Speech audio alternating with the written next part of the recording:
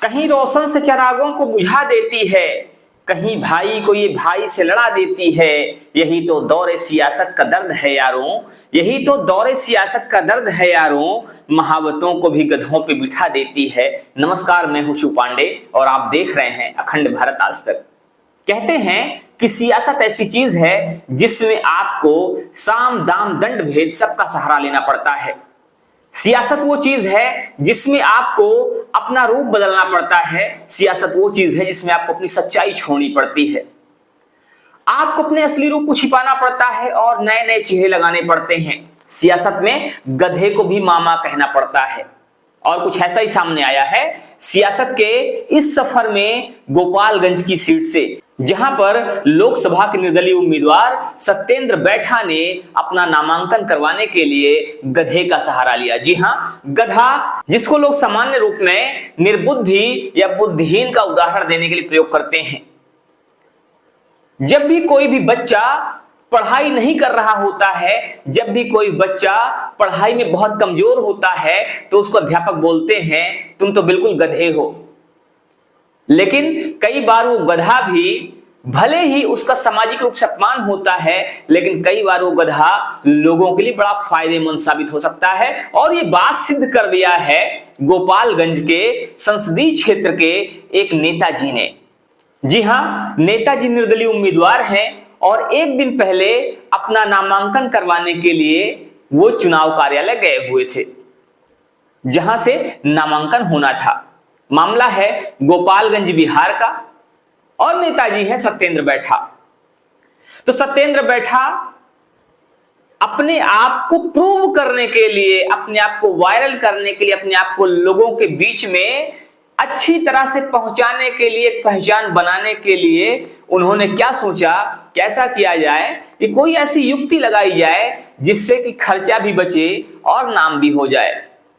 नेताजी को एक विचार आया और नेताजी ने सोचा कि ऐसा क्यों ना किया जाए कि आजकल सोशल मीडिया का जमाना है, कोई ऐसा काम कर दिया जाए जिससे वो वायरल हो जाए।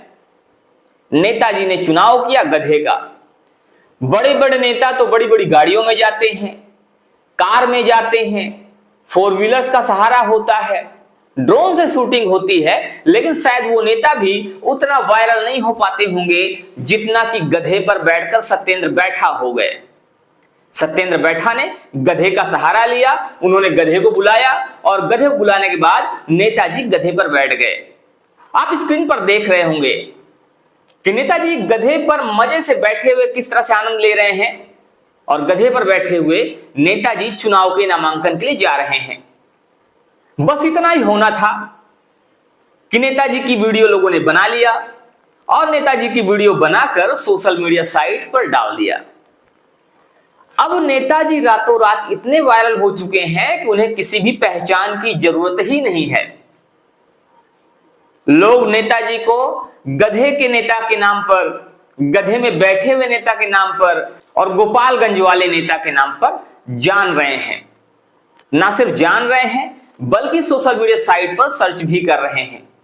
अब आने वाले समय में, आने वाले चुनाव में नेताजी का ये जो रूप है, जो गधे वाला रूप है, जो गधे वाला ये वीडियो है, ये क्या नया रंग लाता है, क्या नया मोड़ लाता है, ये देखने वाली बात होगी। लेकिन आपको एक चीज और बता दें कि जो ये नेताजी का रूप है, नेताओं का पल पल में बदलता हुआ रूप, ये कोई नई बात नहीं है। नेतागिरी में ऐसा करना पड़ता है और ये चीज सिर्फ सत्येंद्र बैठा के साथ में नहीं है। बड़े बड़े नेता जो अपने आप को सेलिब्रिटी समझते हैं, उन्हें भी कई बार अपने रूप बदलने पड़ते हैं और जो वो नहीं है उसका दिखावा भी करना पड़ता है। अभी पिछले दिनों मथुरा की एक वीडियो वायरल हुई थी जिसमें कि वहां की जो प्रत्याशी हैं हेमा मालिनी जी, उनको भी अपना ऐसा रूप दिखाना पड़ा था जो वास्तव में उनका वो रूप नहीं है। उन्हें लोगों के सामने, किसानों के बीच में जाकर खेत काटने का नाटक करना पड़ा था। आपको स्क्रीन पर मैं वो वीडियो भी दिखाता हूं, वो फोटो भी आपको मैं स्क्रीन पर दिखाता हूं जिसमें उन्होंने खेत को काटने का काम किया था। हालांकि ये जो खेत काटने काम है, ऐसा नहीं है कि वो खेत काटती हैं, बस ये था कि लोगों को दिखाना था कि हाँ ये किसानों के साथ हैं। वो अलग बात है कि लोग ये कहते हैं कि एक दिन खेत काटने से कुछ नहीं होता है। जब आप 5 साल फील्ड में रहें, 5 साल मैदान में रहें, तब तो बात समझ में आती है।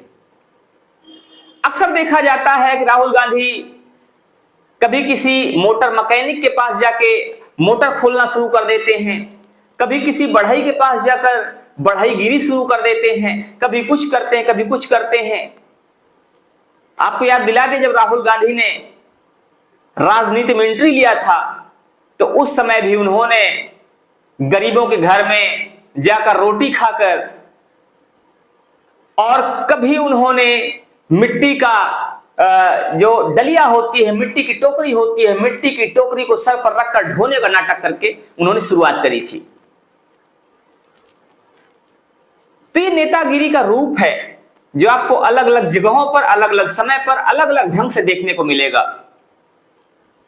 इसमें कितनी सच्चाई होती है और ये नेताओं का रूप जनता के साथ कितना कोरिलेट करता है, कितना उनका कनेक्शन होता है, कितना वो संबंध एक सामंजस्य बना पाते हैं, संबंधों में कितनी आत्मीयता होती है, ये तो जनता जानती है और जनता तय भी करती है।